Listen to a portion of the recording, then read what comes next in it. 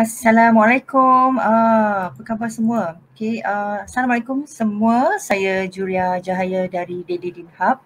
Bertemu kembali kita pada pagi ini dalam segmen Santai Tapi Berantai. Allahumma salli salatan kamilatan wa sallim salaman tamman ala sayyidina Muhammadin. Alhamdulillah, terima kasih kerana masih lagi bersama-sama kami di pagi ini dalam segmen Santai Tapi Berantai. Kepada para penonton yang saya muliakan, pada hari ini kita mempunyai seorang tetamu yang amat istimewa dan amat saya hormati. Dan saya juga yakin ramai yang tidak sabar melihat beliau tampil sekali lagi ya. Tapi sebelum ini saya ingin mengkabarkan kepada anda supaya anda berkongsikan tentang segmen ini dengan sharing ataupun berkongsikan kepada teman-teman anda di Facebook Live pada kali ini ya. Tanpa membuang waktu lagi, saya ingin mengundang Ustazah Asma Harun untuk segmen kita pada pagi ini.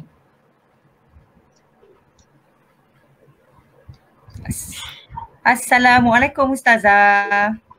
Waalaikumsalam warahmatullahi wabarakatuh. Apa khabar Ustazah? Alhamdulillah, sihat walafiat. Alhamdulillah. Sana hujan tak? Tak hujan, hari ini tak hujan. Lebat Singapura sangat. Hujan ke? Lebat sangat, ya. Tapi insyaAllah hujan rahmat ya. Hujan rahmat, baca doa turun hujan. Ya, betul. Okey, Ustazah, terima kasih kerana sekali lagi datang pada rancangan kita pagi ini dan tentu sekali ramai yang ingin mendengar sambungan tazkirah Ramadan Ustazah pada bulan lepas yang bertajuk Keluarga Sakinah. Ya, sebelum Ustazah mulakan, saya juga ingin memberitahu kepada penonton-penonton kami untuk like dan share live video ini supaya memberi manfaat kepada orang lain ya.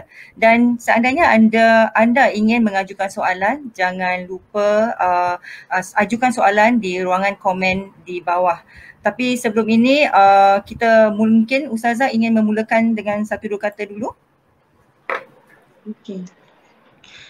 Subhanallah, Alhamdulillah, Allahu Akbar. Terlebih dahulu saya mengucapkan jutaan terima kasih kepada pihak penganjur iaitu Daily Din Hub daripada Singapura. Diusahakan oleh tadi tu Ustaz Puan Juria, isterinya dan sebagainya. Subhanallah. Terlebih dahulu terima kasih kepada pihak penganjur di atas jemputan ini. Ini kali kedua ya kita sama-sama berada dalam satu majlis dengan tujuan untuk menyebarkan kebaikan, menyebarkan ilmu. Mudah-mudahan kita sendiri dan para sahabat kita yang mendengar sama-sama boleh manfaat dunia dan akhirat. Amin. Apabila kita nak bahagia kan, kita bukan sekadar diri kita tapi kita perjuangkan untuk sahabat-sahabat sekalian. Bila kita nak syurga, kita pun juga mengharapkan seramai mungkin sahabat-sahabat kita masuk syurga sama-sama. Sahabat-sahabat di FB page, sahabat-sahabat di IG, subhanallah. Marilah sama-sama kita seperti mana yang Puan Juria sebutkan tadi, kita sama-sama share, kemudian mungkinlah kita tinggalkan komen. Walaupun kadang komen kita tu biasa je, bagi salam, kadang bagi emoji ataupun mungkin ada yang bertanya soalan pada komen. Ia membantu sebenarnya. Ada orang dia segan nak share tapi dia tinggalkan komen.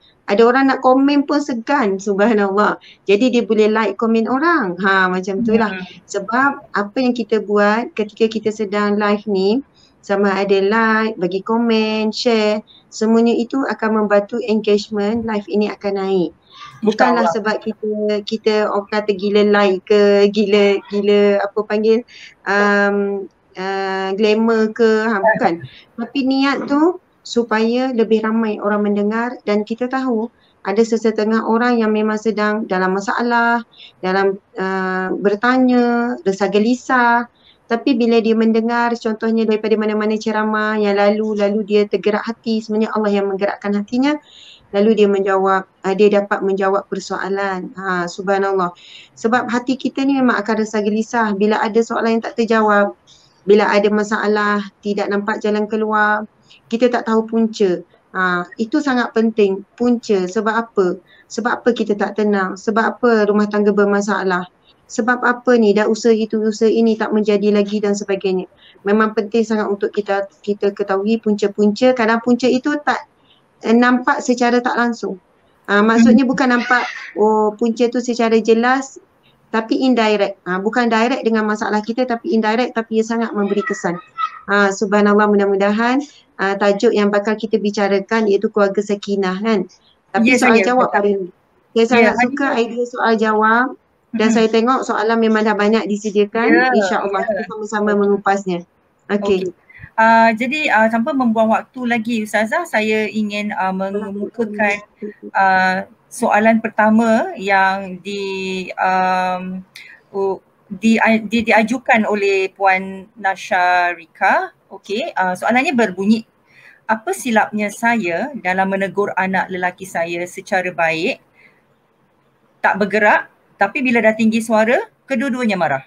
Ini selalu Ustazah berlaku sebab emosi kan. Jadi macam mana tu Ustazah? Okey. Subhanallah, Alhamdulillah, terima kasih ya kepada Puan Juriati, soalan yang sangat baik. Soalan dia begini, Ustazah, macam mana ya bila menegur anak lelaki ataupun mungkin minta suruh buat apa-apa, wallahualam lah kan, tak bergerak. Mungkin kalau bangun pun tak, suruh bangun tidur tak bergerak. Mungkin suruh pergi ambil wuduk tak bergerak. Sama ada tak bergerak tu sebab main game ke, tak bergerak tu sebab dia leka apa-apa ke, tengok TV ke. Dah cakap elok-elok, tak bergerak, maknya pun naiklah suara. Bila dah tinggi suara, apa yang berlaku? Maknya marah, anak pun marah. Anak pun rasa nak marah bila ibu dia tinggikan suara. Subhanallah, Allahu Akbar, muslimin muslimat sekalian. Kalau kita tengok masalah, betul kita nampak ada satu masalah lah di situ, bahawasanya anak tidak menghormati perintah ataupun surahan seorang ibu. Masalah lain lagi iaitu bagaimana seorang ibu tidak berjaya. Maksudnya ini daripada peristiwa ni. Sebenarnya keadaan ini, maksudnya keadaan ni bukan keadaan yang luar biasa, dah jadi biasa sekarang. Bahkan saya sebagai seorang ibu juga menghadapi situasi yang sama. Bukanlah anak tu macam robot. Bila cakap sekali pun terus bangun. Bila suruh duduk. Bila suruh bangun. Bila suruh buat sesuatu terus segera. Kadang-kadang ya anak tu dia boleh bersikap begitu. Tapi kadang-kadang tidak. Kena bercakap beberapa kali. Mungkin dengan nada yang sedikit berbeza ataupun kaedah yang berbeza. Jadi dalam situasi tersebut, pertama, memang melihat anak itu kurang adab, kurang akhlak. Tetapi masalah tak akan selesai dengan kita meletakkan salah itu kepada anak.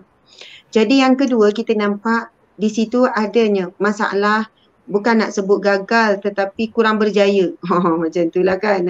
Macam lebih kurang je ayat tu kan. Seorang ibu mendidik anaknya untuk dia dihormati. Mendidik dirinya dan anaknya untuk dia dihormati. Benda ni Puan Juriah memang agak sensitif. Bila kita rasa, maksud saya bila kita nak salahkan ibu ayah. Sebab apa? Banyak ibu ayah kata macam ni. Saya dah didik elok-elok dah. Saya dah hantar sekolah agama. Saya dah ajarkan ni. Kalau kata tak ajar, memang kami dah ajar. Kami dah buat itu, buat ini dan sebagainya. Okey. Perkara begini memang selalu diajukan kepada saya, terutamanya bila ibu bapa datang mengadu. Dulu saya kerja furniture rumah tangga tentang perihal anak. Pertama, wahai ibu ayah sekalian, cabaran mendidik anak-anak, ia bermula daripada kita mendidik diri kita. Maksudnya, di antara punca utama kegagalan kita mendidik anak-anak, sama ada untuk menghormati perintah kita, memenuhi permintaan kita, menghormati kita dan sebagainya, ia ada kaitan dengan gagalnya kita mendidik diri kita sendiri. Subhanallah. Mungkin kadang-kadang kita tak sedar. Ada ketikanya suami kita panggil, kita juga tak bergerak. Ada ketikanya ibu ayah kita meminta sesuatu, kita lambat menunaikannya. Walaupun anak kita tak nampak. Contoh mak kita telefon, nak tolong ni, minta tolong. Okey mak, nanti kita buat. Lepas 2 hari tak buat lagi yang mak minta tolong tu. Minta maaf mak, orang sibuk, orang tak ingat lah. Okey, anak kita mungkin tak tahu yang kita melambat-lambatkan permintaan ibu ayah kita walaupun ibu ayah kita duduk jauh, bukan duduk sekali ni. Ini cerita pengalaman saya lah ni. Walaupun mungkinlah permintaan ibu ayah tu memang anak tak tahu. Tetapi apabila akhlak kita buruk dengan ibu ayah kita, apabila akhlak kita buruk dengan suami kita, ia mesti ada kesan. Ia ada kesan terhadap pendidikan terhadap anak-anak. Contoh beginilah, seorang ibu dia menegur anaknya, jangan nak minum berdiri. Apa minum berdiri ni? Itu sebab kita nampak kan. Tapi kalaulah kita ni sebagai ibu juga minum berdiri, tapi bukan depan anak, belakang anak. Maksudnya, anak tak nampak ni kita minum berdiri ni. Masa tu dah harga sangat kan. Jadi apabila kita melakukan demikian walaupun anak tak nampak, sebab kita bukan jaga akhlak kita depan anak saja. Kita kena jaga akhlak adab diri kita ini di hadapan Allah Subhanahu Wa Taala. Jadi walaupun anak tak nampak, lidah kita tu dah tak jadi barakah. Nasihat kita tu dah hilang hikmah. Subhanallah. Kerana itu apa-apa perkataan baik. Ini kata alim ulama ya. Sesuatu nasihat yang baik perlu disampaikan daripada hati. Barulah ia akan pergi kepada hati. Tetapi apabila sesuatu nasihat itu hanya pada lidah, maka ia akan masuk ke dalam telinga kanan, akan keluar telinga kiri. Subhanallah.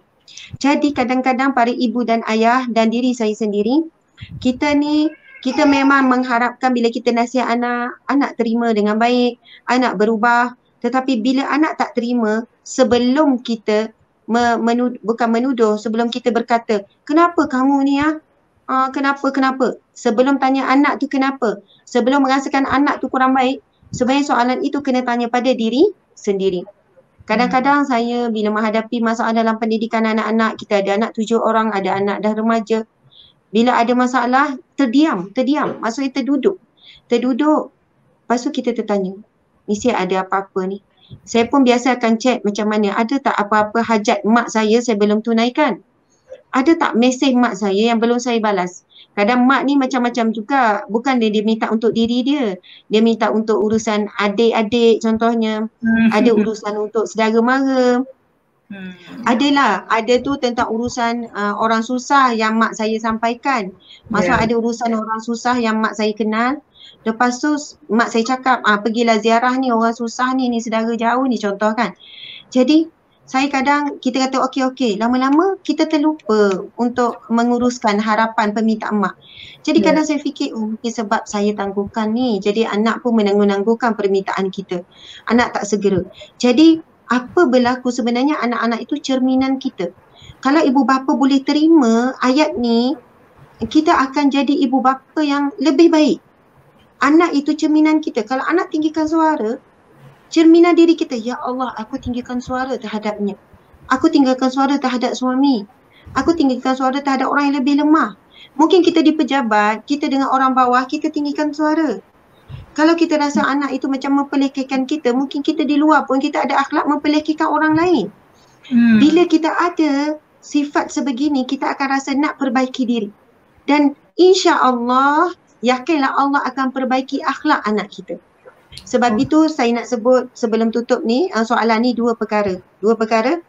Pertama tadi tu, cabaran mendidik anak-anak paling utama adalah bermula daripada mendidik diri kita sendiri.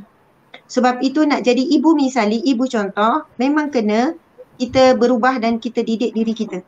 Cubalah buat 1 minggu. Cuba ibu ayah buat 1 minggu saja. Tak percaya buat, nanti terkejut dengan hasilnya. Dalam tempoh 1 minggu, cuba nekat dengan suami isteri. Ataupun isteri cakap pada suami. Ni selalulah saya buat sebab saya pun nak perbaiki diri selalu. Kadang kita hilang sabar dengan anak, asyik marah-marah. Lepas tu kita cakap, bang, insya-Allah 1 minggu ni saya tak nak tinggi suara bang. Anak macam mana pun saya nak cakap elok-elok je. Kalau anak tu tak dengar pun masa tu, tak apa. Saya memilih untuk sabar. Saya tak nak tinggi suara. Dalam minggu ni juga saya tak nak cubit, tak nak pukul anak. Walaupun anak tu macam mana pun tak apa bang. Dan pada 1 minggu ni saya nak banyak berdoa je. Kalau misal kata anak tu bila panggil, Along, japlah. Kalau ikut rutin biasa, kejap bila nak datang. Mungkinlah tinggi suara. Tapi saya nak gantikan dengan doa bang. Ya Allah, lembutkanlah hati anakku, ya Allah, perelokkanlah akhlaknya, ya Allah, bila aku memanggilnya, ya Allah, segeralah dia datang menyahut, ya Allah. Maksud saya ialah cuba ubah daripada kita mengeluh, daripada kita marah kepada doa. Ya Allah, doa ini satu perkara yang paling hebat untuk umat Islam.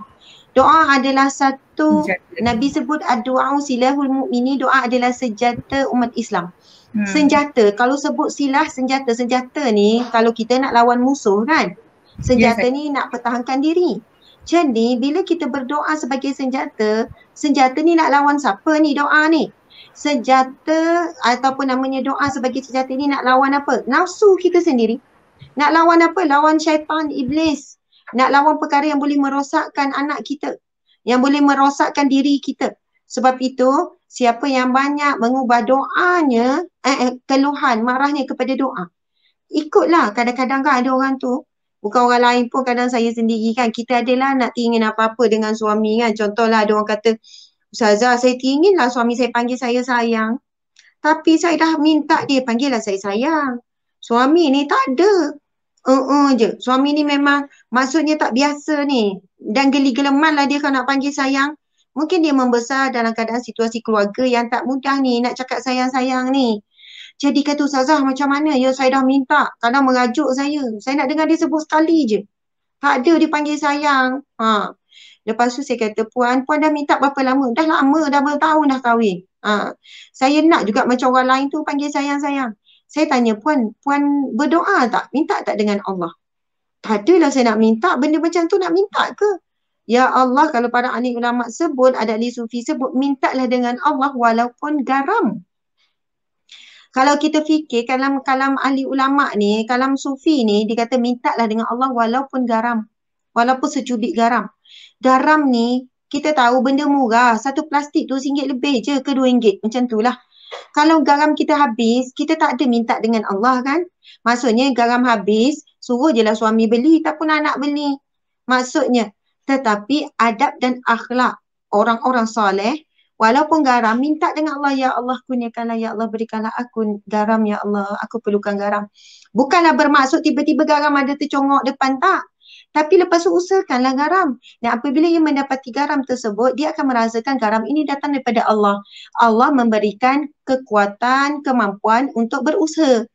Rezeki yang dia beri daripada Allah. Kemudian tenaga yang beri, tekan minyak ke apa, pergi kedai, semua daripada Allah. Dan akhirnya garam itu sampai kepada kita merasakan bahawasanya ia datang daripada Allah. Bukan sebab usaha kita, bukan sebab kita ada duit. Duit itu pun rezeki daripada Allah Subhanahu Wa Taala. Jadi saya kata kenapa puan tak minta dengan Allah? Maksudnya boleh ya Allah, ringankan lidah suamiku ya Allah untuk memanggil aku dengan panggilan yang aku suka. Aku suka dia panggil aku sayang ya Allah. Bila tengok suami tu hati terlintas. Ya Allah bukakanlah pintu hatinya, ringankan lidahnya untuk panggil aku sayang. Kalau kita tahu akhlak Nabi SAW, Nabi memang akan Nabi suka dan Nabi akan memanggil isteri dengan panggilan yang isteri suka. Sebab itu suami yang soleh, kalau ada orang lelaki yang tengok sama sekarang, suami yang soleh, dia akan tanya, mungkin awal kahwin, tak apalah dah terlambat pun tak ada masalah, lagi tak mati tak terlambat namanya. Dah kahwin 20 tahun pun, baru terdengar kan antara sunnah Nabi. Bila buat sunnah Nabi ni walaupun kecil, mesti ada banyak pahala, mesti ada barakah. Contoh kita tanya, suami yang baik tanya, nak tanya awak ni awak suka saya panggil apa? Suami sengih lah. Dia betul bang. Awak betul ni? Ya. Mana panggilan awak suka, saya nak panggil. Mudah-mudahan mana tahu melalui cara tu lah saya boleh masuk syurga. Dapatlah pahala. Daripada saya panggil awak nama awak ataupun panggil maknya, neneknya, yelah atuknya. Panggil Umi, panggil Abi, itu suka juga. Tapi mungkin ada isteri ni, dia memang ada panggilan yang dia nak, dia teringin. Awak panggil saya Habibati lah, kekasihku. Awak panggil saya sayang. Janganlah pula mula sayang, lepas tu ayang, lepas tu yang, lepas tu ang, lepas tu lempang. Tak nak lah macam tu kan, tak boleh lah. Maksudnya, tanya, Sebab Rasulullah memang ada panggilan-panggilan tertentu kepada isteri-isteri. Tapi janganlah pula panggilan tu pelik benar kan. Isteri dia hitam manis tapi panggil, si pipi merah. Lagilah nak marah isteri tu kan. Okey, para ibu ayah, itu saya selit sikit lah tu, tapi mudah-mudahan dapat sikit ilmu. Ibu ayah pun kena tanya anak-anak. Kadang-kadang tanya anak kita kan, suka Umi panggil apa? Ada yang tu jawab panggil ustaz. Oh, kecil lagi dah suruh panggil ustaz. Kita tanya dia cita-cita nak jadi apa? Cita-cita kalau anak saya lah, cita-cita bertukar selalu, setiap tahun bertukar. Dan tak adalah kita marah bila anak tu tukar cita-cita dia kan. Tahun ni nak jadi tu, oh dah tukar pula ya. Sebab dia orang membesar, dia orang baca, dia orang tengok, dia orang perhatikan. Jadi kita bagi kebebasan untuk dia ada cita-cita. Bukan mesti ikut apa yang kita nak. Sebab kita tak tahu lagi kemampuan dan Allah ciptakan manusia ini berbeza. Jadi kadang dia berubah. Lepas tu kita kata, oh panggil doktor lah ya, kerana dia doktor. Ada yang di bakery, ada yang nak jadi muazzin, bilal. Jadi subhanallah, mungkin di situlah komunikasi kita dengan anak semakin baik. Tapi minta maaf lah jadi panjang kan soalan tu. Sebab kepada ibu ayah menghadapi situasi ini, saya juga hadapi situasi ini.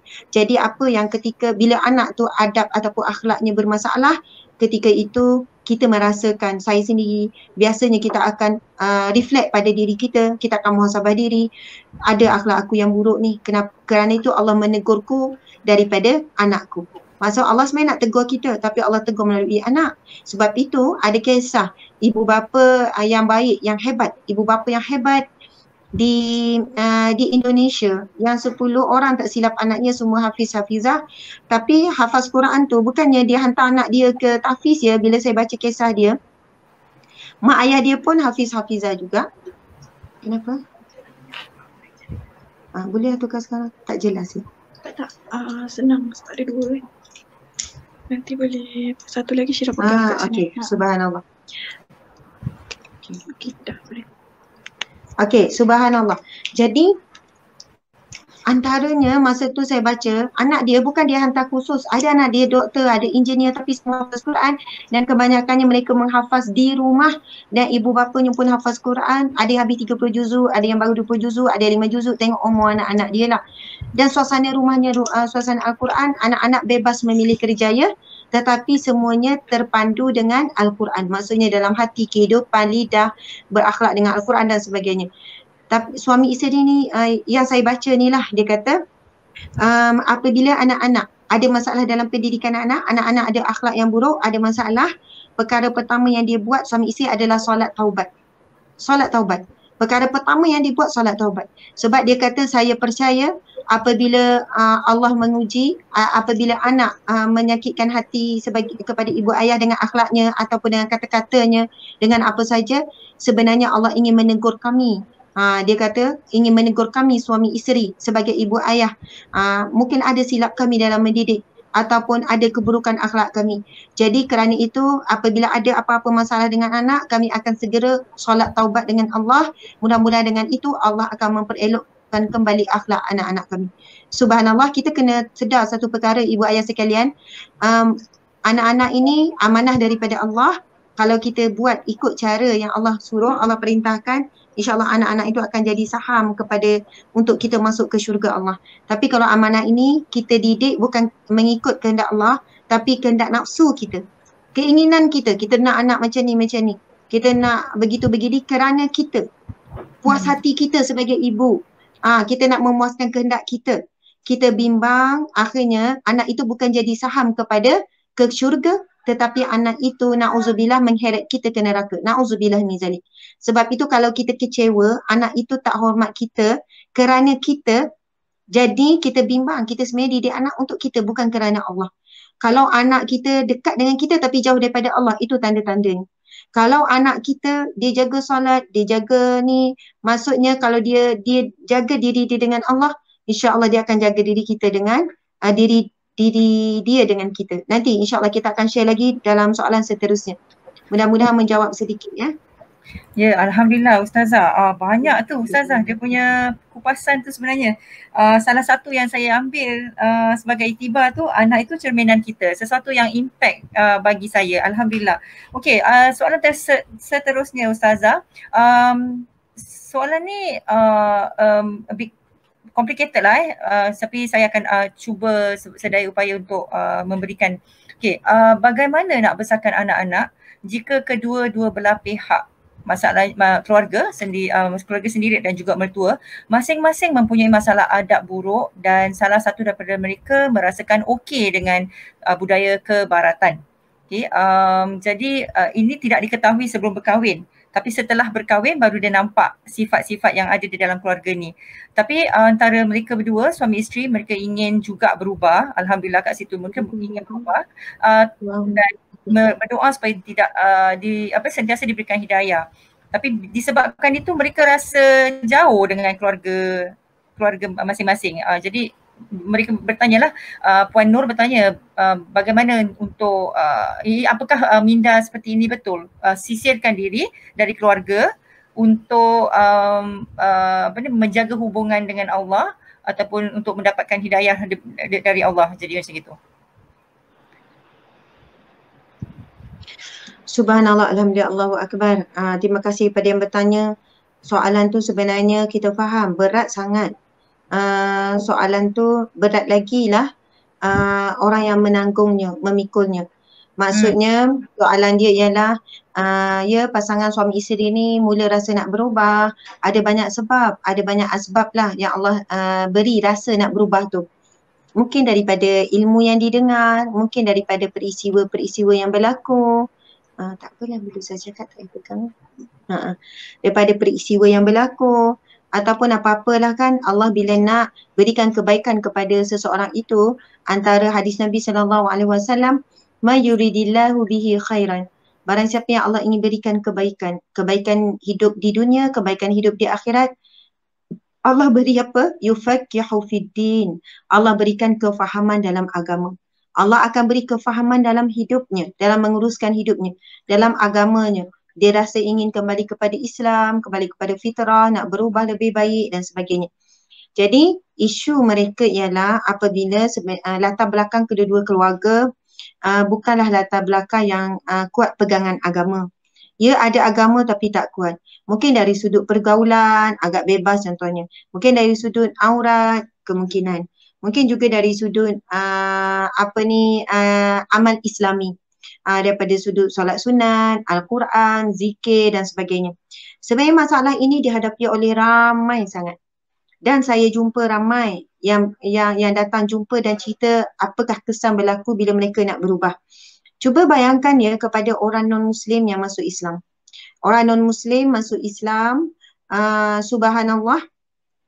Contohnya bersama dengan saya ni pun ada mu'alaf ni kan panggil masuk ada bersama dengan saya ni ada seorang mu'alaf, kita ambil sebagai staff, nama dia Nadia.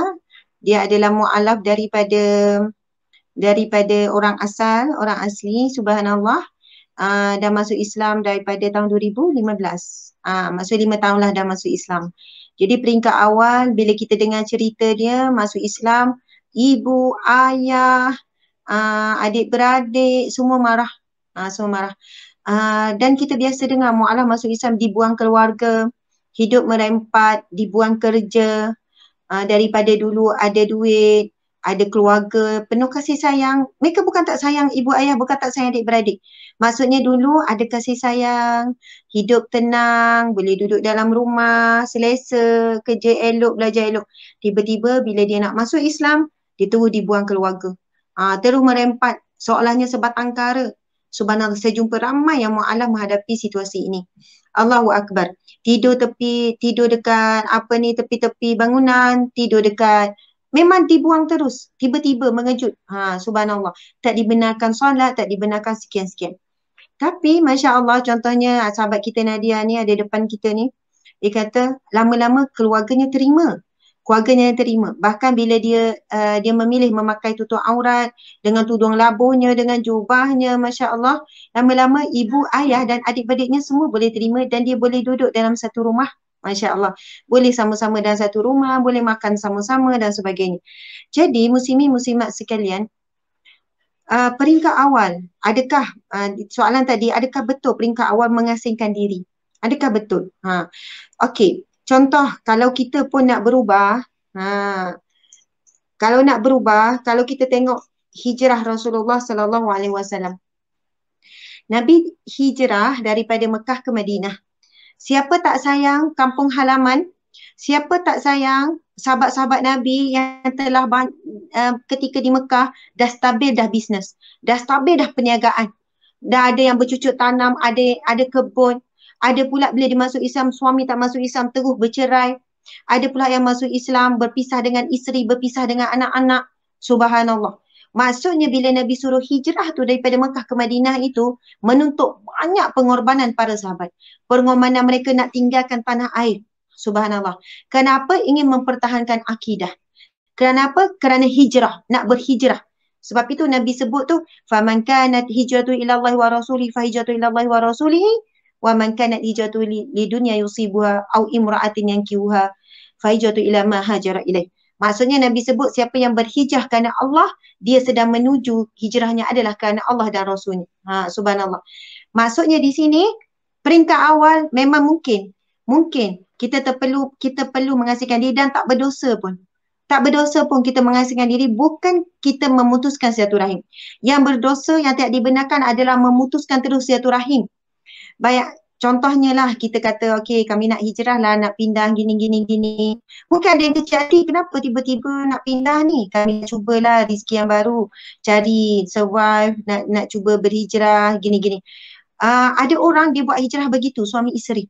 Dia kata ustazah, kami nak pergi hijrah, kami nak pindah daripada duduk Seremban ni nak pindah ke Shah Alam. Ada yang nak pindah situ, ada yang pindah sini. Saya kata kenapa? Saya rasa saya dengan anak-anak tak boleh nak berkembang, saya tak boleh nak buat hal saya tak boleh ni selagi mana saya duduk dekat dengan ahli keluarga macam anak-anak saya nak suruh dia orang tukar pakaian, tapi bi'ah dia kata suasana tu tidak menggalakkan, suasana tidak membantu ustazah. Saya dah cuba, anak-anak tak kuat, dia orang masih kecil, dia orang tak kuat bila kena beli dengan sepupu, dengan ini. Saya kata tak ada masalah. Macam mana ustazah, mak yang saya kecil hati adik-beradik beli, dia orang kata gini. Saya kata macam orang masuk Islam, orang yang masuk Islam, mu'alah. Kalau dia fikir pasal mak ayah kecil hati adik-beradik kena buang semua, dia orang tak akan masuk Islam.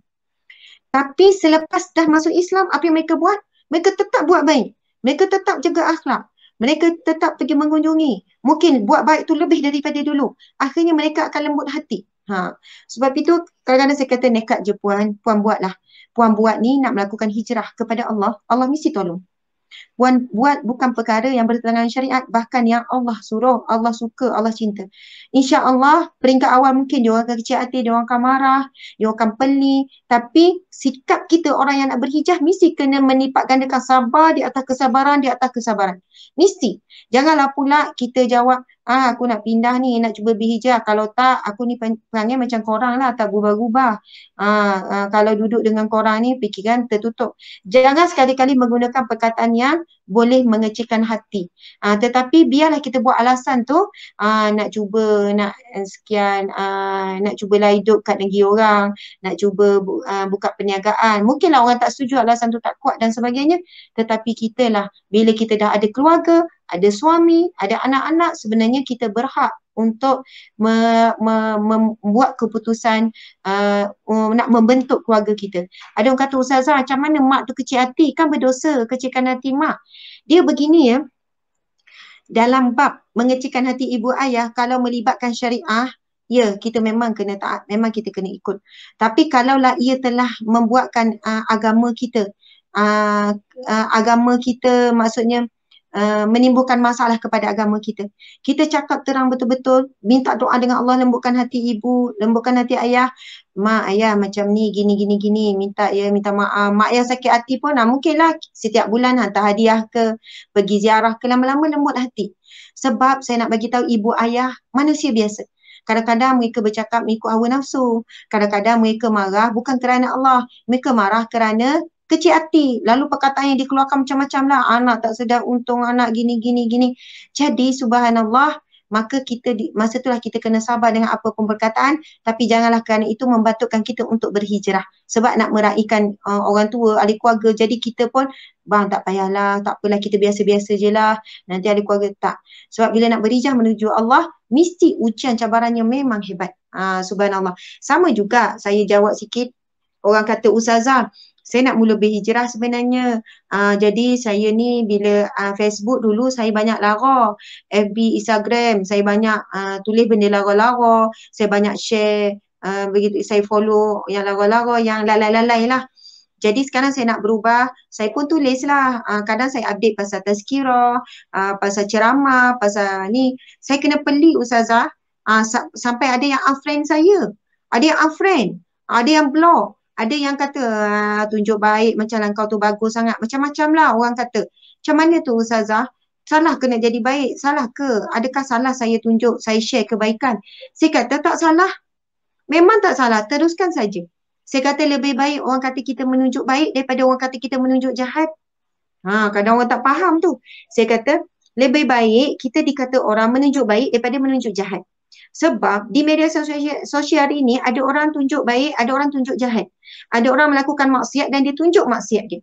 Ada orang melakukan keburukan, melakukan apa sajalah benda-benda hiburan, pergaulan bebas, aurat, dan dia menunjuk keburukan, kejahatan, maksiat dia.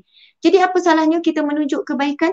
Walaupun kita dikatakan menunjuk-nunjuk, poyo, apa-apalah kan, tak apa. Yang penting Allah tahu niat kita. Niat kita adalah nasihat itu untuk diri kita. Dan mungkin ada orang baca, orang mula tanya, kau dah kenapa? Tak ada, aku rasa aku nak berubah je. Aku rasa dah lama dah, hidup pun dah tak lama, kita pun tak tahu. Mungkin sebab dia berkongsi tu ada orang-orang yang sama-sama dengan dia turut sama rasa nak berubah. Sebab apa? Orang yang sama-sama menempuh jalan yang sama lagi mudah untuk kita tarik berbanding kalau orang yang tak pernah melalui jalan tersebut. Subhanallah. Jadi teruskanlah walaupun peringkat awal memang akan pahit, dipeli, disisihkan dan sebagainya, tetapi pasti manisnya akan ada di hujungnya. Jangan kita menjangkakan jalan untuk hijrah dan merubah ke arah baik ini jalan yang mudah. Ya mesti kita tempuh dengan duri, dengan kesakitan, dengan kesedihan, dengan kelukaan disisih, dan semua ini telah dilalui oleh Rasulullah SAW sejak daripada Nabi isytiharkan dia sebagai seorang Nabi, orang yang sayang Nabi, cintakan Nabi, orang yang rapat dengan keluarga Nabi, semua menyisihkan. Bahkan Nabi Muhammad SAW dihalau daripada kampung halamannya, dan Nabi terpaksa keluar untuk berhijrah pertama ke Taif, penduduk Taif tak terima, kemudian pergi hijrah ke Madinah dan sebagainya. Macam-macam sakit, perit Nabi dan para sahabat apabila ingin melakukan satu hijrah dalam hidup. Subhanallah. Mudah-mudahan menjawab ya. Okay, Alhamdulillah. Terima kasih Ustazah.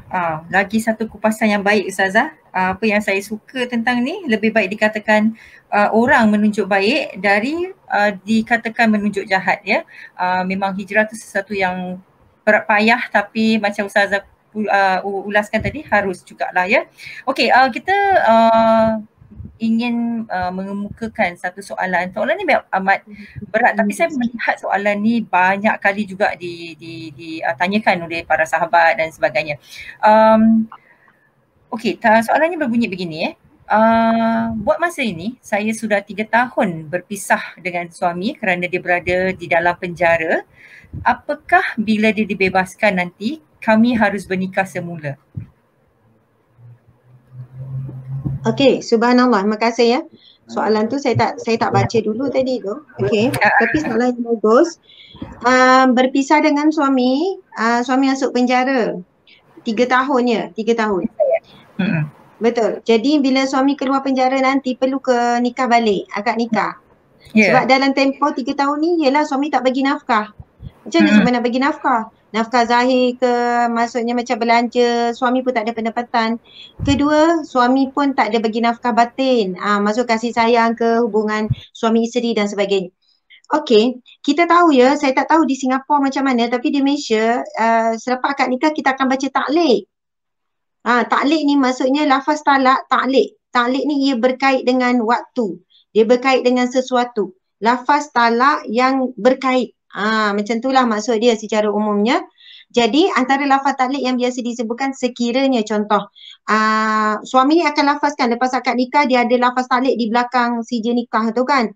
Dia akan bacakan, dia akan kata sekiranya aku meninggalkan isteriku selama 4 bulan Qamariah. Saya tak ingat exactly macam mana ayat tu kan. Tapi umpamanya begitu. Selama 4 bulan Qamariah tanpa nafkah zahir dan batin dan tanpa sekian-sekian. Maka apabila dia mengadukan sekian-sekian, jatuhlah talak ke atasnya 4 bulan Qamariah.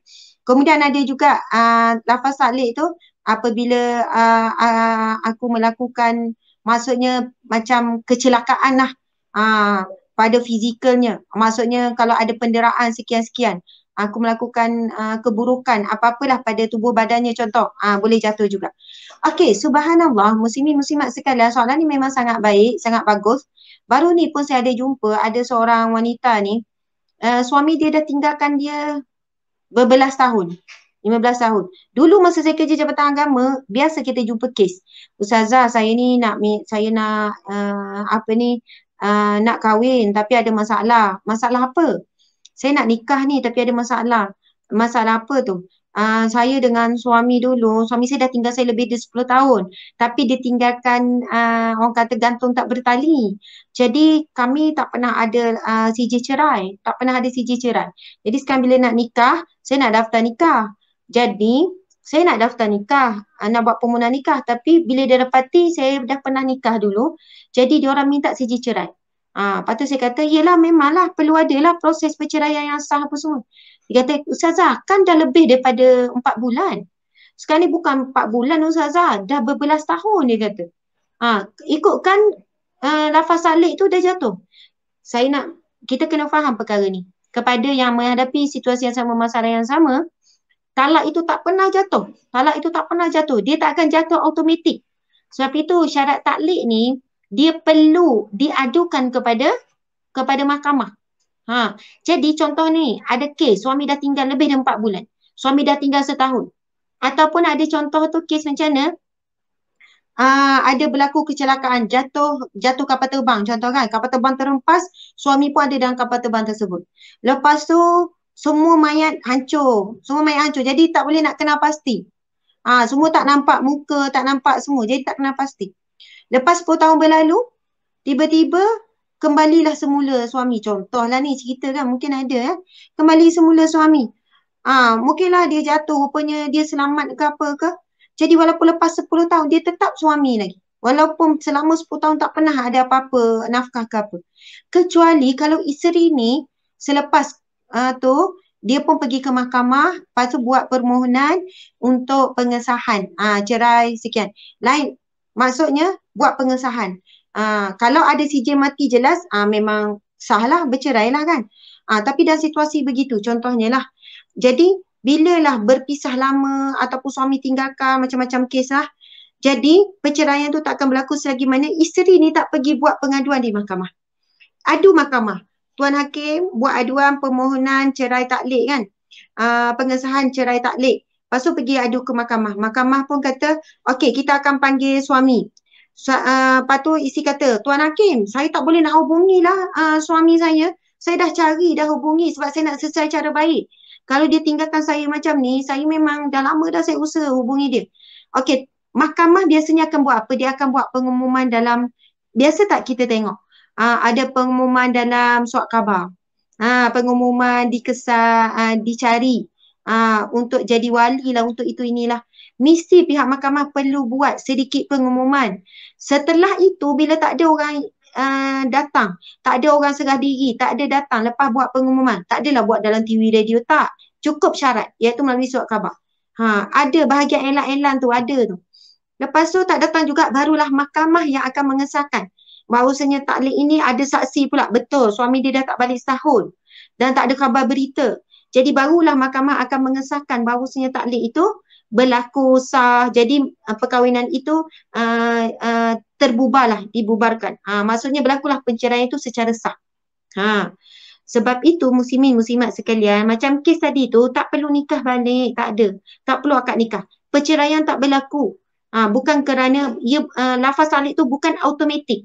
Dia mesti dengan pengaduan si isteri. Isteri pergi mengadu, lepas tu ada perbicaraan di mahkamah, nanti hakim yang akan memutuskan. Maka perkahwinan telah dibubarkan. Contoh. Maka perceraian taklid ini, maksud cerai taklid ini sah. Jatuhlah cerai taklid dan sebagainya. Sebab itu silap ya. Ada ramai yang macam tu dia pergi nikah je di Thailand. Ada kes dulu, memang ada kes pengalaman saya sendiri. Maksudnya suami ni tak ada apa, dibuat cara mudah, dia kata suami saya ni dah 4 tahun dah tak boleh nak kesan apa semua. Lepas tu dia kata nak buat mahkamah, nak buat nikah, pengesahan nikah tu macam leceh. Jadi dia dah jumpa lelaki ni, jadi dia pergi nikah kat Thailand contohlah. Jadi bila nikah kat Thailand, tak lama suami tu muncul. Macam mana? Nikah kedua dia tak sah. Sebab sebenarnya tak berlaku pun perceraian dengan suami tu, tak berlaku. Dia bukan automatik bila suami tinggalkan, suami tak bagi nafkah, tak. Sebab taklid tu terikat apabila dia adu dia kepada pihak berkuasa.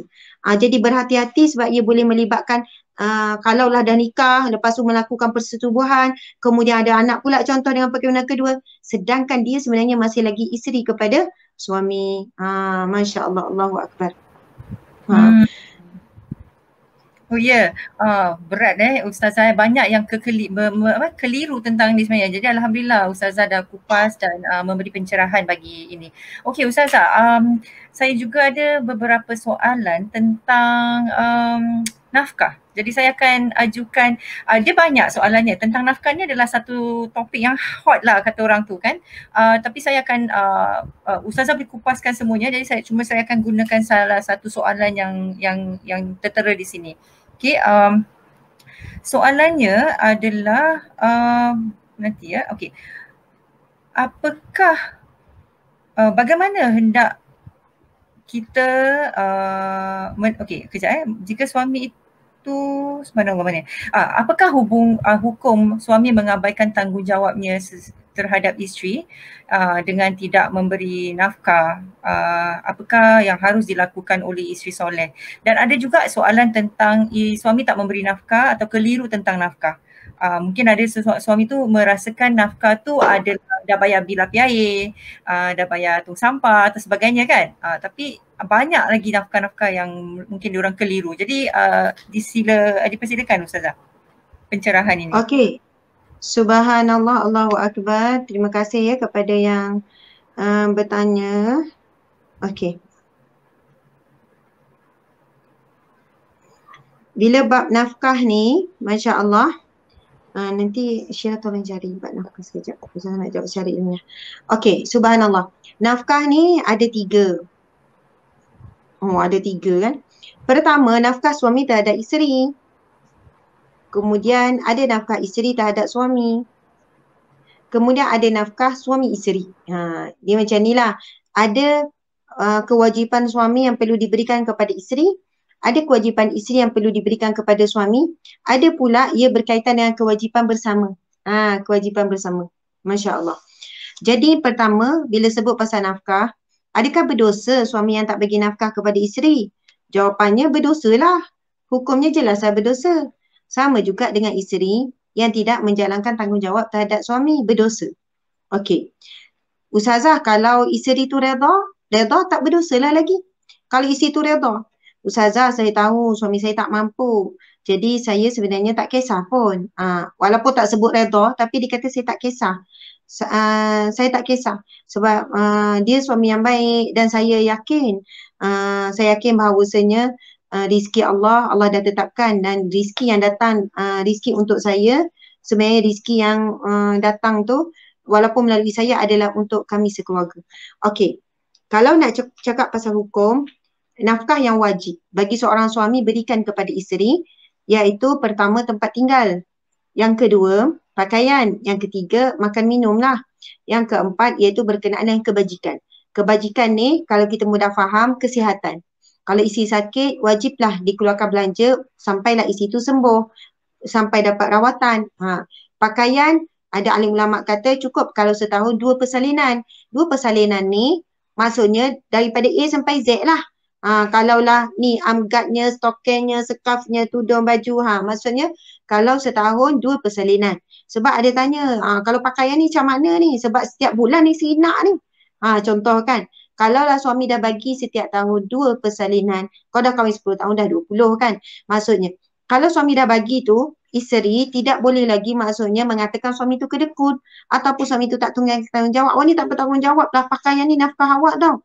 Dah tiap bulan dia beli baju baru, kalaulah sampai tiap bulan isteri kalau ada duit sendiri, dia bolehlah beli. Tapi jangan menekan dan menuduh suami tidak menunaikan nafkah.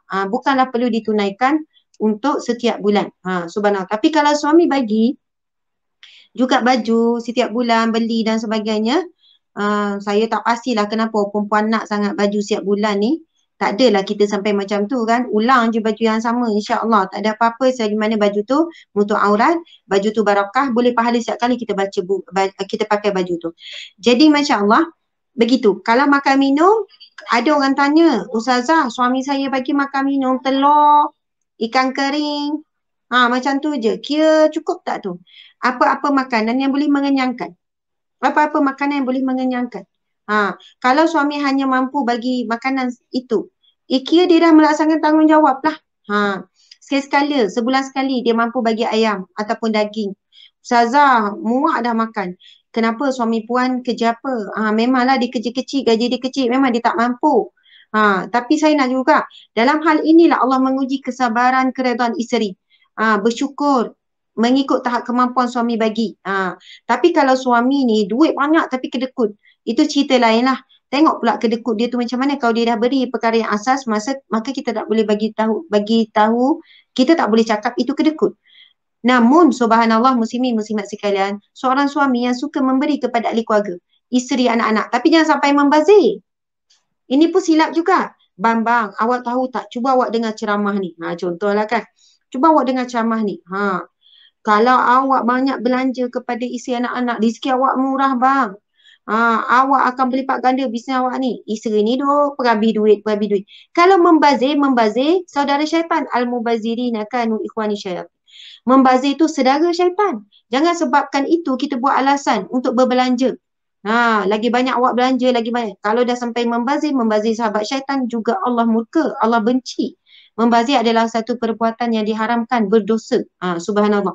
Jadi dalam hal ini, yang wajib tadi tu tempat tinggal. Tempat tinggal termasuklah elektrik, air, apa-apa. Kalau ada rumah tak ada elektrik, tak boleh duduk juga. Kalau tak ada rumah, tak ada air, tak boleh duduk juga kan. Apa-apalah keperluan basic. Tak perlu rumah, tak sampai syarat perhiasan, sofa, sekian-sekian. Cukuplah rumah itu boleh didiami dengan baik, selamat dan sebagainya. Kalau suami boleh bagi lebih, keselesaan, tambah aircon pula contoh. Beli pula sofa yang bagus-bagus. Itu dikira sebagai satu sedekah daripada suami ataupun hadiah lah daripada suami. Hadiah dengan sedekah dua-duanya sangat banyak pahala. Jangan kita fikir sedekah saja. Hadiah, Nabi SAW sebut, tahabu tahadu. Kalau kamu mencintai, kamu berilah hadiah. Memberi hadiah kepada isteri, kepada suami, kepada anak-anak, kepada sesiapa pun. Ia sangat dituntut dan Nabi juga sangat suka memberi hadiah kepada ahli keluarga, kepada sahabat. Dan Rasul sendiri juga selalu menerima hadiah daripada sahabat-sahabat. Muslimin, muslimat sekalian, tadi kita sebut apa? Tempat tinggal, pakaian, makan minum, kemudian kebajikan. Namun sekiranya seorang suami, kenapa saya cakap benda ni, saya jadi nak cakap detail. Dulu memang ni kerja saya tuan-tuan puan-puan. Sebelum saya jadi penceramah bebas, penceramah seperti hari ini, saya bekerja di Jabatan Agama Islam Negeri Sembilan. Saya JAKIM, Pegawai Awal Agama Islam JAKIM, pernah jadi penolong pengarah bahagian undang-undang keluarga Islam. Jadi ketua unit runding cara. Kalau orang kata kaunselor lah, ketua unit runding cara. Tapi saya tak boleh sebut saya kaunselor sebab saya bukan kaunselor berdaftar. Tapi masalah rumah tangga memang sangat banyak dirujuk dan sebagainya. Jadi masalah tentang bab nafkah perkara aduan yang paling tinggi. Aduan tentang nafkah. Suami tak bagi nafkah, isteri mengungkit sekian-sekian. Bila dibawakan perbincangan tentang nafkah ni kan, subhanallah, di sini saya tengok beberapa perkara yang perlu kita sebagai suami isteri dan terutamanya pada isteri lah. Allah sedang menguji kita kadang-kadang melalui kekurangan dari segi keuangan suami. Di situlah Allah menguji kita sejauh mana kita redha dengan ujian Allah. Sejauh mana kita menjadi isteri yang tetap sabar, redha. Dan kita memang niat kita ataupun fokus sama kita adalah nak masuk syurga sekeluarga. Jadi orang yang fokus nak masuk syurga sekeluarga, apapun ujian yang datang dia akan uruskan dengan baik. Dia bukan jadikan ujian yang datang, masalah yang datang daripada suami contohnya sebagai sebab untuk dia tak bahagia dalam rumah tangga tu. Tetapi kekurangan yang ada menambahkan lagi kebahagiaan. Apabila apa? Dia menunjukkan sifat ihsan, belas kasihan pada suaminya. Dia menunjukkan sifat pemaaf daripada suaminya. Sifat tak berkiranya pada suaminya dan sebagainya. Kalaulah saya nak selesaikan masalah ni dengan saya kata, Tuan kenalah kerja lebih masa. Kerjalah 2-3. Tuan kena memenuhi keperluan isi anak-anak ni. Nescaya dia tak selesaikan masalah. Sebab apa? Satu keadaan kita terima hakikat macam ni. Saya bukan nak backup lelaki ni ya. Bagi suami yang mampu tetapi dia tidak mahu, maka berdosa. Jelas berdosa. Dia mampu untuk menanggung, untuk bayar sekian-sekian, tapi dia tidak mahu, maka itu jelas berdosa. Tapi bagi yang tidak mampu dan dia mahu tapi dia tak mampu, di sinilah seorang isteri perlu bertolak ansur dengan suaminya. Perlu sabar dan redha dengan apa sekadarnya yang suami bagi. Kalau suami hanya mampu nasi telur, redha, subhanallah. Bersabar, mudah-mudahan dengan itu Allah tambahkan rezeki. Subhanallah. Jadi bagi seorang suami yang tidak mampu untuk menunaikan keperluan, tadi yang tanya pasal bil api, bil air contoh kan, Masya Allah. Bagi wanita yang bekerja, saya akan bertanya, saya akan tanya, Puan bekerja kerana apa? Saya kerja nak bantu ekonomi keluarga Ustazah. Lepas tu kenapa Puan berkira-kira pula hari ni nak share bayar sewa rumah, nak share api air, nak share keperluan rumah. Lepas tu isteri ni akan jawab, Ustazah, dulu ya, tapi sekarang suami saya dah naik pangkat. Suami saya, gaji dia dah tinggi, dia sebenarnya boleh bayar semua. Tapi dia nak juga saya bayar sama, api, air, makan, minum apa semua. Macam mana tu Ustazah? Saya suka nak jawab soalan ni macam ni. Seorang wanita bila dia keluar bekerja, kalau kita tengok hukum dari segi alim ulama, bila bincang tentang hukum wanita keluar bekerja, lalu di sana ada pendapat yang paling kuat lah. Wanita dibenarkan dan lagi seorang isteri keluar bekerja pertama dengan izin suaminya. Yang kedua apa? Dengan tujuan ada keperluan, bukan kerana suka-suka. Tak ada keperluan pun, suami mampu sekian-sekian tapi kerana suka-suka. Maksud dia keluar kerja tu ada sebab. Sebab apa? Wanita itu tempat yang terbaik baginya adalah di rumahnya. Dia keluar kerana ada keperluan. Nak pergi ziarah orang, perlu beli barang, perlu bekerja, bila bekerja ni kita kan berhubung dengan ramai orang. Dia akan jumpa orang sana, orang sini, berurusan dengan lelaki dan sebagainya. Jadi kadang-kadang maruah seorang wanita muslimah itu sukar dijaga. Suasana pergaulan pun jadi kurang baik bila ramainya pergaulan antara lelaki dan perempuan. Jadi apabila kita cakap niat kita dulu. Suami izinkan tak? Suami izinkan. Lepas tu niat, ya saya niat nak bantu keluarga. Okey. Kalau begitu ada keperluan, ya ada keperluan. Jadi bila sampai satu tahap, satu ketika dah kerja 10 tahun, saya naik pangkat, tiba-tiba dia lupa niat asal dia. Dia lupa tujuan asal dia adalah untuk sama-sama membantu keluarga. Jadi di sini kita bimbang, isteri ini keluar dalam keadaan suami tak redha. Ya, ramai suami yang datang madu, Ustazah. Saya sebenarnya saya dah tak redha. Dulu yelah kami susah. Sekarang saya sebenarnya mampu untuk tanggung. Yelah mengikut kadar kemampuan saya lah. Mungkinlah kalau dia berhenti kerja, kami tak boleh nak mewah sangat lah.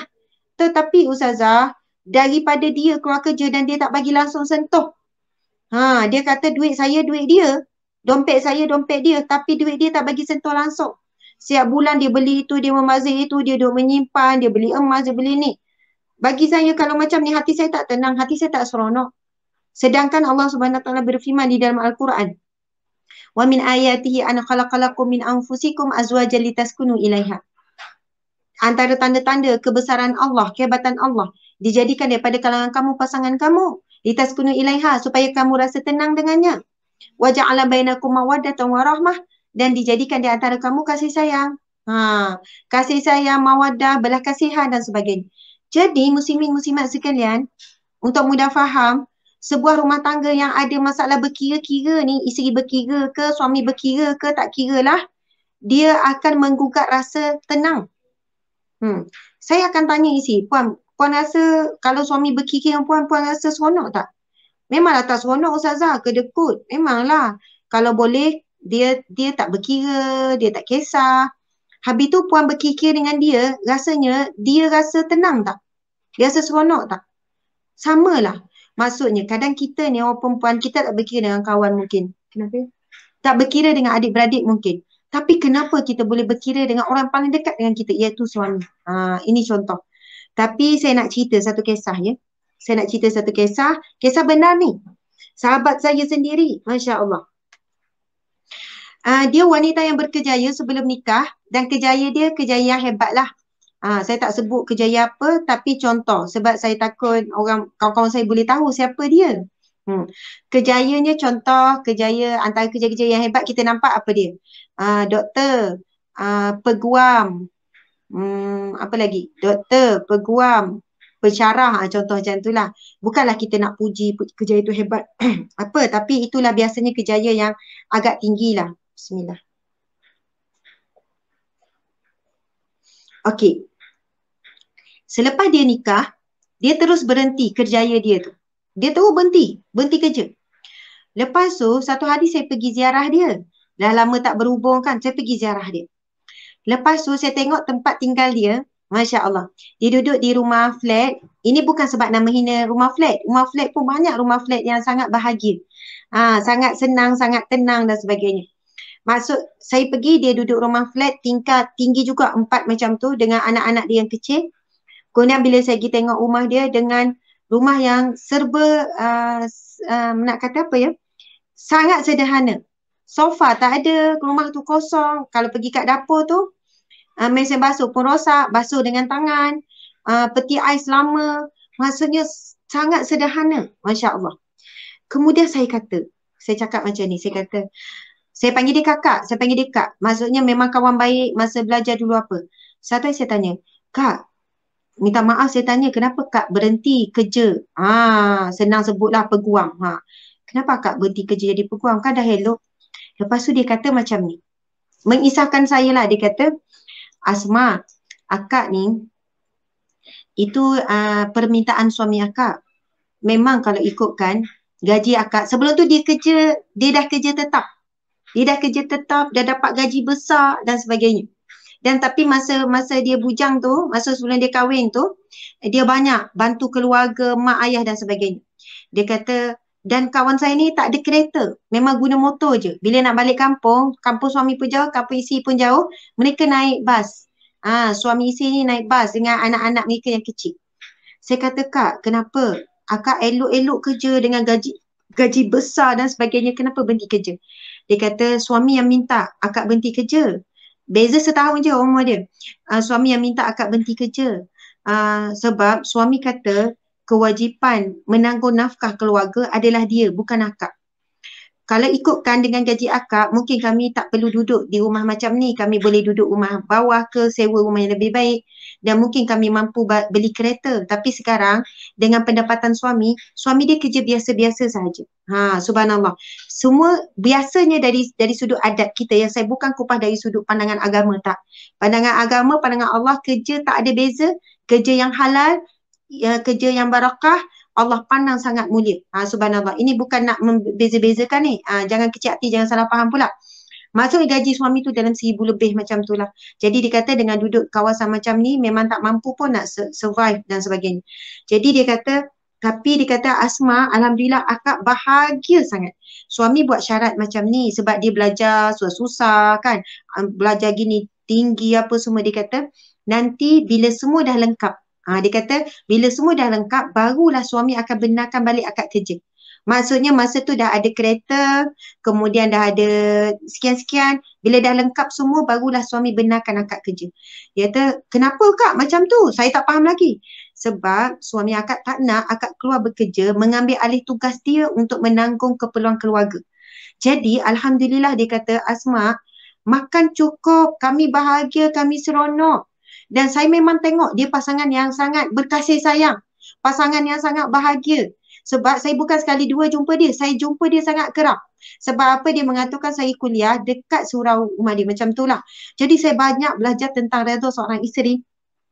Dan dia kata rezeki kami tak pernah, rezeki sentiasa ada. Bila saya jumpa dia kan wajah dia tenang, senyum, ceria je. Bila pergi rumah dia, Asma tak apa ke? Kita duduk kat lantai contoh kan. Tak apa, dia masak, dia hidang itu ini macam subhanallah, Allahu Akbar. seorang wanita yang solehah dan akhirnya alhamdulillah mereka dimurahkan rezeki. Tak lama mereka boleh menaik taraf kehidupan mereka sekian-sekian. Dia kata alhamdulillah walaupun dia tak dapat apa yang seperti mana orang lain dapat, kalau fikir-fikir sepatutnya akan dapat sekian-sekian, tapi rupanya bila dapat redha suami, bila taat pada perintah suami, Allah gantikan dengan rasa damai pada hati. Hati tenang, hati damai, didik anak dengan baik. Dan anak dia masa tu umur dalam 2 tahun lebih, tak siap saya. Hafal Quran, dia kata alhamdulillah, anak-anak hafal Quran, seronok, anaknya berakhlak baik, dia juga wanita yang solehah, Allah pemudahkan urusan mereka. Masya Allah. Jadi di situ saya belajar, suami dia walaupun dalam keadaan mungkinlah dari satu sudut pendapatan tak tinggi, duduk pula di area Selangor, area KL, tapi dia tetap nekat. Macam mana pun saya sebagai suami, saya nak menanggung semua keperluan keluarga. Maksudnya, tapi isteri tu kena bersedia makan seadanya, tak ada kereta pun tak apa, duduk seadanya. Subhanallah. Allah sedang menguji pasangan suami isteri ni. Suami yang nak sikap bertanggungjawab, dia kata macam mana pun setiap sen untuk menanggung keluarga ada daripadanya. Dan isteri pun bersetuju dan redha. Subhanallah, Allahu Akbar. Mudah-mudahan pasangan ini adalah pasangan di dunia dan juga pasangan di syurga. Subhanallah. Dan kawan saya ni tak ada Facebook. Walaupun yelah masa sebelum tu dia ada Facebook. Saya tanya kenapa akak dah tak ada Facebook. Itu permintaan suami akak. Ya Allah baiknya akak ni. Susah kak kalau tak ada Facebook. Kita nak berhubung apa ya tu. Alhamdulillah okey. Dan mula-mula memang memberontak. Tapi suami suruh berhenti Facebook semua. Walaupun terputus dengan kawan-kawan, dia kata tak apa, akak berhubung melalui cara lain. Kadang-kadang dia mesej saya dan sebagainya. Dia kata bila dah tak ada Facebook, betul lah macam suami dia cakap. Dia kata masa lebih banyak baca Quran, lebih banyak zikir. Lepas tu tak banyak fikir masalah manusia, tak banyak gosip. Kemudian alhamdulillah macam-macam lah dia cerita. Saya fikir bila seorang isteri redha dan taat pada suami, sudah tentu Allah akan berikan hikmah, Allah berikan nikmat yang tidak kita perolehi daripada nikmat-nikmat yang lain. Nikmatnya sangat manis. Masya Allah. Jadi saya mohon maaf lah, jawapan tu sebenarnya soalan berkenaan dengan nafkah kan. Jadi saya meleret-leret sikit tapi masih lagi dalam perbincangan bab keluarga. Mudah-mudahan menjawab sedikit tu. Alhamdulillah Ustazah, bagus Ustazah, banyak yang dikupas dan banyak juga yang saya pelajari. Ustazah, kita dah terlebih waktu. Boleh saya tanyakan satu lagi soalan? Soalan ni memang ada juga yang bertanya dengan kepada saya secara langsung. Jadi boleh kita ambil sedikit waktu dari Ustazah? Boleh. Saya minta izin dulu ya. Okey, Ustazah, apakah kita sebagai ibu bapa menjadi penyebab anak-anak melalui kemurungan atau ketidakstabilan mental? Sebab dalam waktu terdekat ni ramai benda, perkara ni macam sering berlaku lah Ustazah. Mungkin dalam PKP ataupun CB kan. Jadi dia jadi heightened, jadi makin banyak gitu. Jadi salah satu penyebabnya apakah ibu bapa sebenarnya penyebab kemurungan dalam anak-anak? Okey, subhanallah. Bagus soalan ni. Saya macam ni ya. Tadi tu saya nak sambung sikit kepada lelaki ya. Sekiranya anda betul-betul berniat untuk menunaikan nafkah, untuk mencari rezeki untuk keluarga, yakinlah kalau niat kalian tu benar, niat kalian tu betul, Allah mesti bermudahkan. Masalah sekarang apabila berdusta dengan niat, dengan mulut. Yang datang mengadu, Ustazah, memanglah saya nak tanggung nafkah. Saya memang nak bagi yang terbaik keluarga. Saya kata, habis tu apa masalah? Dia pun ceritalah masalah tu, masalah ni gini-gini. Saya kata, Tuan, masalah sebenarnya Tuan tak nekat betul-betul ni. Niat tu tak betul-betul. Sebab subhanallah, macam zaman dululah, atuk-atuk kan. Zaman-zaman orang tua dulu, zaman orang perempuan tak keluar bekerja, anak ramai macam mana pun tapi cukup rezeki Allah bagi. Maksudnya pertama seorang lelaki bila dah nikah, dia sebagai seorang lelaki mesti nekat dia kuat. Okey, ya Allah sekarang aku sebagai seorang lelaki, aku sebagai seorang suami, sekarang dah ada anak-anak, ya Allah aku akan berusaha untuk cari rezeki yang halal untuk ahli keluargaku ya Allah, untuk aku jalankan tanggungjawab aku dan tanggungjawab ini bukan sia-sia. Semuanya diberi pahala. Setiap sen. Sebab itu hadis Nabi sebut nafkah, harta yang dinafkahkan, harta yang dikeluarkan, harta yang paling barakah, harta yang paling utama dikeluarkan oleh seorang lelaki adalah untuk ahli keluarganya. Jadi dia akan buat bersungguh-sungguh, cari rezeki sungguh-sungguh, tidak berputus asa. InsyaAllah Allah bukakan jalan. Tapi kalau sebenarnya dia tak nekat sungguh-sungguh pun, dia tak ada berdoa dengan Allah, tak buat salah hajat, maksudnya minta dengan Allah, jalan tu akan tertutup. Dia tak akan nampak. Yang dia nampak adalah alasan. Susahlah sekarang. Sekarang ni Masya Allah, ada seorang sahabat saya dalam PKP ni banyak suami lelaki yang hilang kerja. Maksudnya ketua keluarga yang hilang kerja.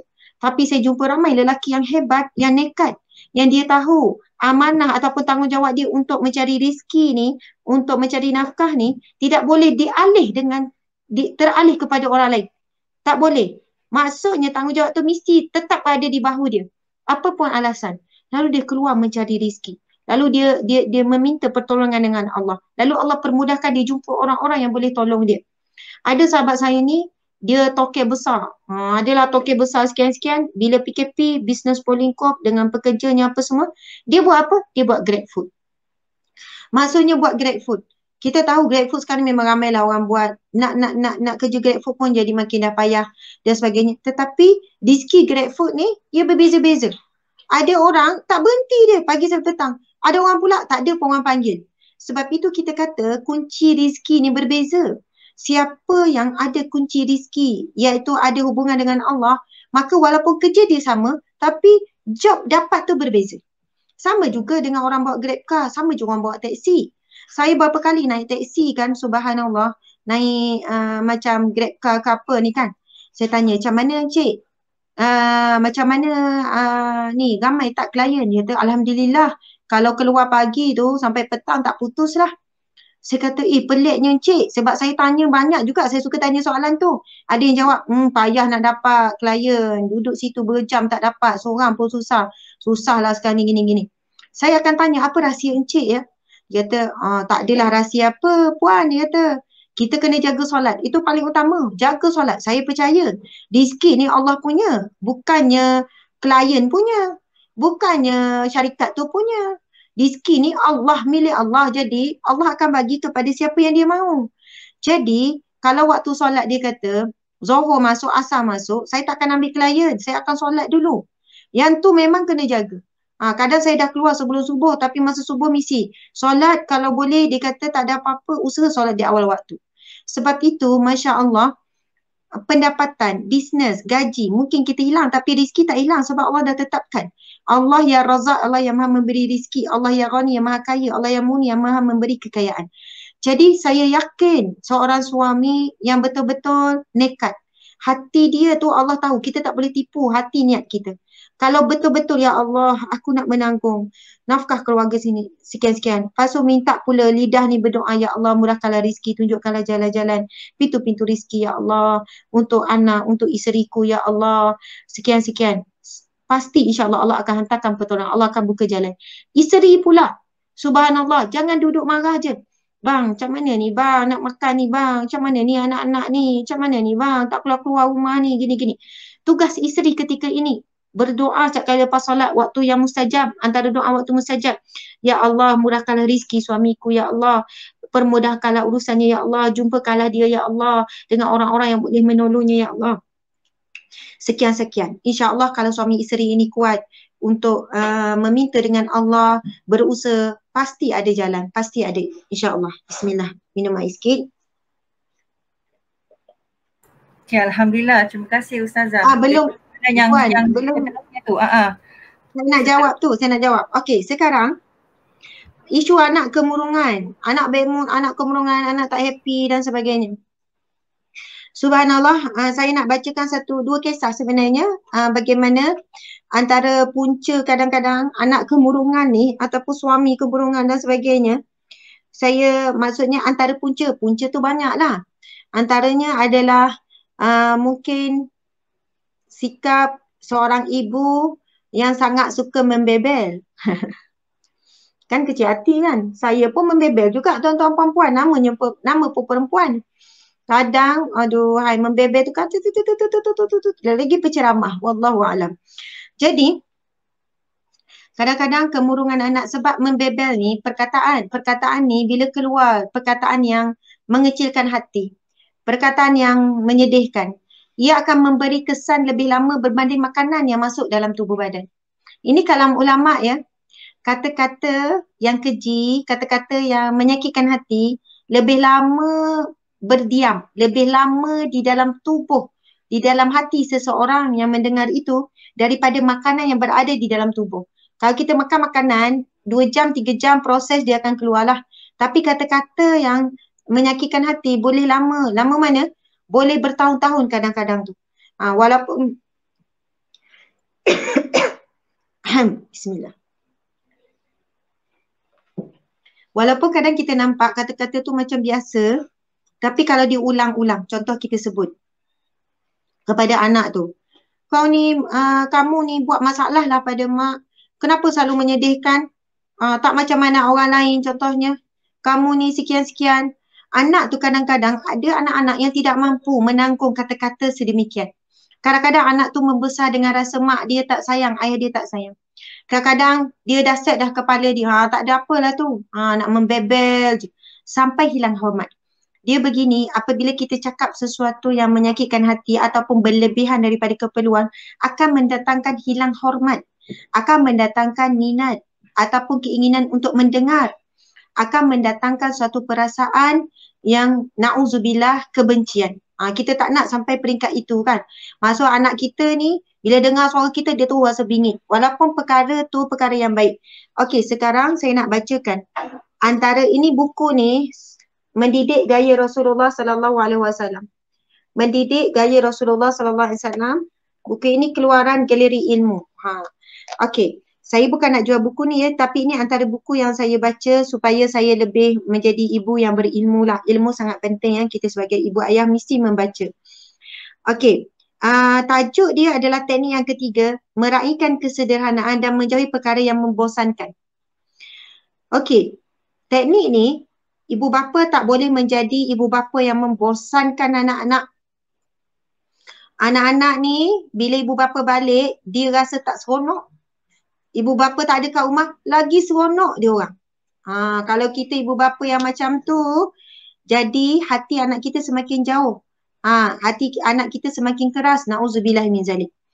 Jadi saya bacakan ni daripada Abdullah bin Mas'ud radhiyallahu anhu katanya, tatkala kami sedang duduk di pintu rumah Abdullah bin Mas'ud menunggunya, Sayyidina Yazid bin Muawiyah an-Nakhai lalu di hadapan kami, lantas kami pun berkata, khabarkan kepada Abdullah bin Mas'ud bahawa kami sedang menunggunya. Maka Sayyidina Yazid masuk menemui Sayyidina Abdullah. Tidak lama kemudian Sayyidina Abdullah keluar dari rumahnya lalu berkata, sesungguhnya daku diberitahu bahawa kalian sedang menungguku dan tiadalah sebab yang menghalangku untuk menemui kalian, melainkan kerana bimbang bahawa kalian akan rasa jemu. Sesungguhnya Rasulullah sallallahu alaihi wasallam hanya memilih hari-hari yang tertentu bagi menasihati kami dan bukanlah setiap hari kerana bimbang kami akan jemu. Hadis riwayat Bukhari dan Muslim. Subhanallah. Hadis ni bunyi panjang tu kan? Faham tak tu ya? Subhanallah. Hadis ni cerita tentang seorang sahabat Nabi yang bernama Abdullah. Kan? Abdullah bin Mas'ud. Ini sahabat Nabi. Abdullah bin Mas'ud di antara perawi hadis yang begitu banyak. Setelah Rasulullah wafat, banyak majlis ilmu yang dipimpin oleh sahabat Nabi Sayyidina Abdullah bin Mas'ud. Subhanallah. Jadi satu hari Sayyidina Yazid masuk menemui Abdullah. Sayyidina Abdullah, wahai Abdullah, kami sedang menunggu kamu. Maksudnya tunggu ni mungkin di masjid macam itulah. Kami sedang menunggu kamu ni. Lalu Sayyidina Abdullah pun berkata, sesungguhnya aku diberitahu bahawa kalian sedang menungguku. Lepas tu dia keluarlah dari rumah lalu pergi jumpa orang yang sedang menunggu ni. Tidak ada sebab yang menghalangku. Dia kata, aku tak ada apa-apa masalah, tak ada sebab pun. Maksudnya tak adalah aku sakit ke, ada hal ke, tak ada. Tidak ada sebab yang menghalangku untuk menemui kalian. Sangat jujur kan? Melainkan kerana bimbang bahawa kalian akan rasa jemu. Maksudnya, bimbang kalau hari-hari ceramah, hari-hari nasihat, nanti kamu akan rasa jemu. Sesungguhnya Rasulullah sallallahu alaihi wasallam hanya memilih hari-hari yang tertentu bagi menasihati kami dan bukanlah setiap hari kerana bimbang kami akan jemu. Ada banyak lagi dalam bab ini tentang adab supaya jangan timbul kebosanan dalam bab mendidik. Jadi muslimin muslimat sekalian, sahabat Nabi Abdullah bin Mas'ud menyebutkan tadi, Rasulullah sendiri dalam bab memberi nasihat, menyampaikan apa-apa ceramah ke ucapan di hadapan para sahabat, Nabi tidak lakukan hari-hari. Kerana Nabi kata perkara tersebut walaupun perkara baik, walaupun ceramah, walaupun nasihat, walaupun kita kata ni mak nak nasihat ni, tapi hari-hari nasihat. Pagi, petang, nasihat selalu. Tapi sering bebel, tapi kita ubahlah kepada nasihat. Bila menimbul rasa jemu, ia telah menjauhkan diri orang tersebut daripada nasihat itu. Walaupun nasihat itu baik. Dan kaedah ini digunakan oleh para sahabat semua. Maksudnya, diselang-selikan supaya tak rasa jemu. Bila rasa dengar nasihat tu rasa manis. Bagi Rasulullah SAW. Contoh macam ni lah tuan-tuan puan-puan sekalian. Makanan sedap. Apa makanan yang sedap? Kalau lauk apa? Contoh ikan 3 rasa lah. Ikan siakap, ikan kerapu 3 rasa. Kan sedap tu. Tapi kalau hari-hari lah hidang lauk tu, sedap tak lagi? Tak sedap dah tuan-tuan puan-puan sekalian. Tak sedap dah. Apa lagi yang sedap? Tom yum, seafood. Tom yum seafood. Ataupun ketam, makanan mahal. Ketam seafood, ketam tom yum ke apa ke. Hidang hari-hari, pagi yang tu, malam yang tu, boleh 3 hari dah jemu dah. Mula-mula sedap lagi. Ui sedapnya, lama-lama dah tak rasa nak dah walaupun benda tu sedap. Samalah dengan nasihat, walaupun nasihat itu baik. Tapi hari-hari kita duduk bising benda yang sama, lama-lama akan mendatangkan bosan ataupun jemu. Contoh macam ni lah kan saya ni. Bukan saya. Contoh seorang suami yang soleh. Dia panggil isteri dia. Dia panggil isteri dia. Sayang, kemarilah kamu sayang. Waktu subuh, lepas solat subuh. Suami ni pun bagilah nasihat yang baik. Dengarlah wahai adindaku, satu nasihat yang baik ini. Aku bacakan kepadamu satu hadis Nabi. Isi pun dengar. Baiknya suamiku. Okey. Zohor panggil lagi. Adindaku sayang, datanglah kemari.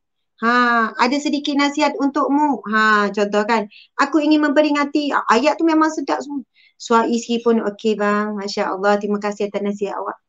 Lepas solat asar panggil lagi. Wahai adindaku, kemarilah kamu.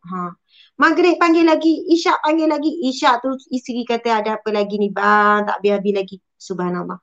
Masya Allah, kita ni kalau yang bercakap memang tak rasa. Kita yang bebel memang tak boring, memang tak bosan. Tapi yang mendengar itu sakitnya telinga, lama-lama boleh menyebabkan hati tu berjauhan, boleh jadi kemurungan. Saya sebut itu satu sajalah contoh.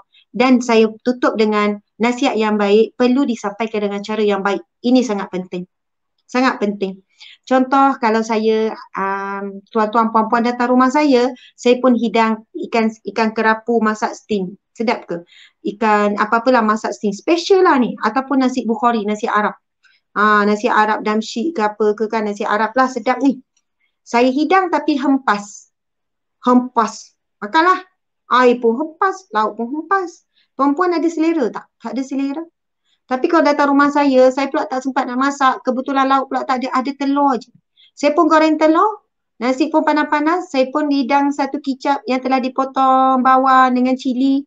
Saya pun kata minta maaf lah, ini je lauk yang ada.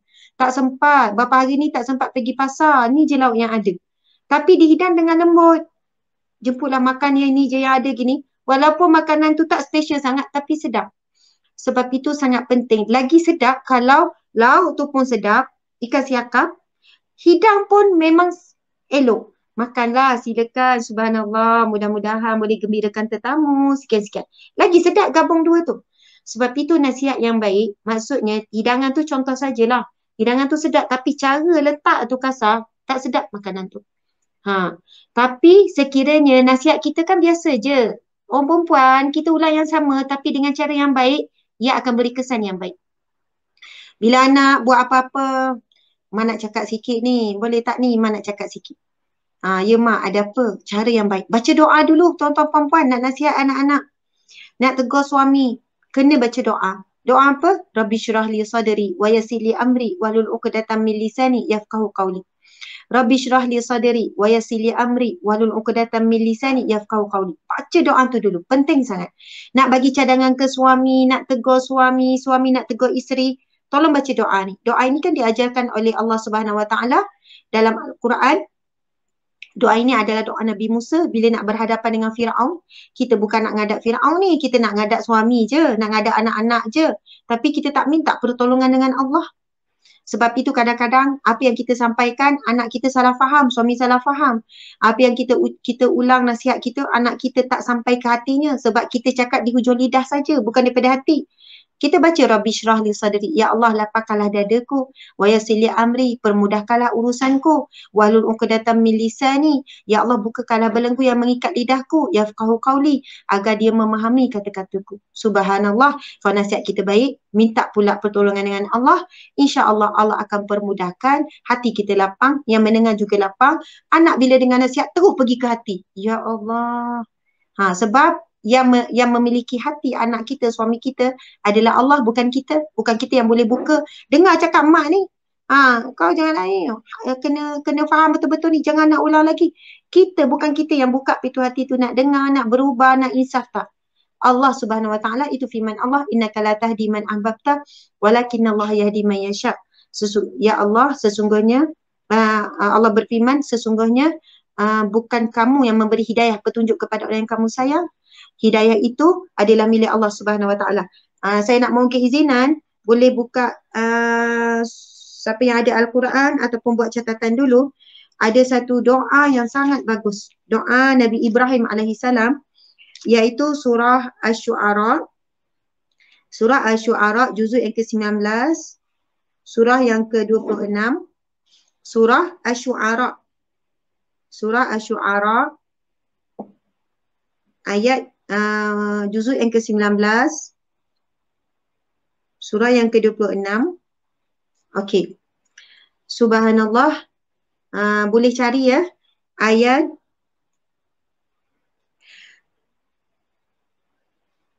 yang ke-83. Ayat 83 hingga ayat yang ke-85. Subhanallah. Muslimat, ibu ayah, anak-anak sekalian, sahabat-sahabat sekalian, jadikanlah ini satu doa amalan kita. Masya Allah, doanya sangat indah. Tapi sebelum baca doa tu, cuba tengok dulu firman Allah ni, surah Asy-Syu'ara daripada ayat yang ke-78.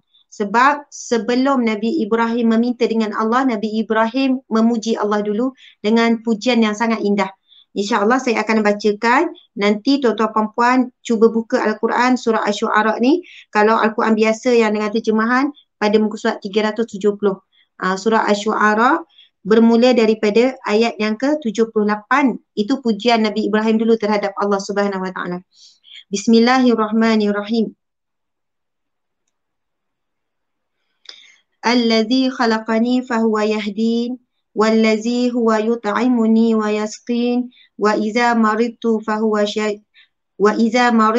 fahuwa yashfin, wallazi yumituni summa yuhyin, wallazi atma'u an yaghfira li khati'ati yawmiddin, rabbi habli hukman wa alhiqni bis salihin, waj'al li lisana sidqin fil akhirin, waj'alni min warasati jannatin na'im. Sadaqallahul azim. Allahu akbar, subhanallah. Nabi Ibrahim alaihissalam memuji Allah Subhanahu Wa Taala dengan pujian yang sangat indah, iaitu allazi khalaqani fahuwa yahdin. Dialah yang menciptakan aku dan dia yang memberi petunjuk kepadaku. Nabi Ibrahim sebut dia ni siapa? Allah. Dialah Allah yang menciptakanku dan dialah yang memberi hidayah kepadaku. Wallazi huwa yut'imuni wa yasqin, dan dialah yang memberi kepadaku makan dan memberikan kepadaku minum. Wa iza maridtu fahuwa yashfi, dan apabila aku sakit dialah yang menyembuhkan aku. Wallazi yumituni summa yuhyin, dan dialah yang mematikan aku dan kemudian dialah yang menghidupkan aku kembali. Mati yang sementara, tidur dan sebagainya. Wallazi atma'u an yaghfira li khati'ati yaumiddin, dan yang sangat kuinginkan yang sangat kuinginkan mengampuni kesalahanku pada hari kiamat. Subhanallah. Kemudian bermulalah, lepas memuji-muji Allah, Nabi Ibrahim pun berdoa, Rabbi habli hukman wa alhiqni bis salihin. Ya Allah, berikanlah kepadaku ilmu. Rabbi habli hukman. Ya Allah, kurniakanlah kepadaku ilmu. Hukman juga membawa maksud kebijaksanaan Allah yang hakim. Ilmu, kebijaksanaan, hikmah. Yang ini para ibu ayah dalam mendidik diri kita, dalam mendidik anak-anak, Sebagai isteri nak didik suami, boleh ya kalau suami kurang agama, kurang akhlak dan sebagainya, kurang pengetahuan. Isteri bertanggungjawab untuk membantu suaminya dapat ilmu. Maksudnya tak ada masalah kalau isteri mendidik suami, tak ada masalah. Suami mendidik isteri, tak ada masalah. Jangan pula kita sebut macam ni, awak kan suami, awak patut didik saya. Awak kan ketua keluarga, patutnya awak lahir. Dalam sebuah rumah tangga, kita bukan nak menyalahkan. Bukan awak patut tak. Tapi kita selalu fikir apa yang boleh kita buat. Apa yang mampu kita buat. Apa yang kita boleh usahakan. Berhenti menunding jari, tapi kita bermula daripada diri kita sendiri. Subhanallah. Minta dengan Allah. Rabbi habli hukman wa alhiqni bis salihin. Masya Allah. Doa ni sangat power. Apa maksud dia? Ya Allah, berikanlah kepadaku ilmu, kebijaksanaan, hikmah dan masukkanlah aku di kalangan orang-orang yang saleh. Kalaulah Allah makbulkan permintaan kita, ini doa yang diajarkan oleh Allah Subhanahu Wa Taala, firman Allah, dan doa ini dibaca oleh Nabi Ibrahim alaihissalam. Bila kita minta wa alhiqni minas salihin, ya Allah golongkanlah aku di kalangan orang yang saleh. Orang yang saleh, orang yang Allah jaga hidupnya.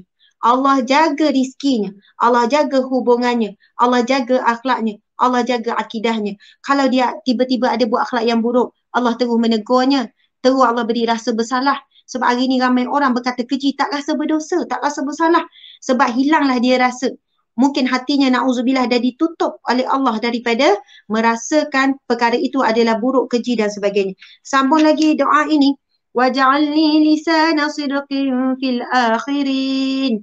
Dan jadikanlah aku buah mulut yang baik bagi orang-orang yang datang kemudian. Saya masa jumpa ayat ni kan kata, ya Allah, subhanallah, indahnya doa ni. Jadikanlah aku buah mulut yang baik bagi orang-orang yang datang kemudian. Waj'alni lisana sidqin fil akhirin. Setelah kita mati besok, kita mohon supaya aib kita tetap ditutup oleh Allah dan hanya perkara-perkara yang baik saja yang menjadi sebutan manusia. Lepas kita meninggal, kita harap anak-anak kita sebut benda yang baik-baik je. Teringat dekat Umi sekian-sekian. Tak ada dia teringat benda yang buruk. Mujurlah dah meninggal. Kau tak serik. Na'udzubillah. Maksudnya lepas kita meninggal, kita tinggalkan dua perkara. Yang buruk pun kita tinggalkan, yang baik pun kita tinggalkan. Tapi kita mengharapkan yang menjadi sebutan orang yang kita tinggalkan adalah perkara yang baik-baik sahaja. Sebab dengan itu menjadi satu pahala buat kita. Bila orang sebut yang baik-baik, maksudnya dia dapat kebaikan.